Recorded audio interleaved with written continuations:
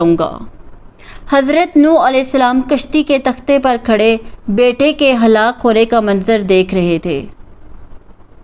طوفان شدت اختیار کرتا جا رہا تھا۔ کافر موت سے بچنے کے لیے پانی میں ہاتھ پاؤں مار رہے تھے، مگر موت ان کے پیچھے تھی۔ ہر طرف پانی میں کافروں کی لاشیں تیر رہی تھیں۔ اب کافروں کو احساس ہوا کہ وہ غلط تھے۔ حضرت نوح علیہ السلام اللہ رب العزت کے سچے رسول ہیں، مگر اب کچھ نہیں ہو سکتا تھا۔ اب ان کے لیے توبہ کا دروازہ بند ہو چکا تھا۔ اب انہیں موت کا مزہ چکھنا تھا۔ حضرت نوح علیہ السلام کی سرکش قوم ان کی آنکھوں کے سامنے پانی میں ڈوب کر مر رہی تھی۔ وہ بڑا ہی خوفناک منظر تھا۔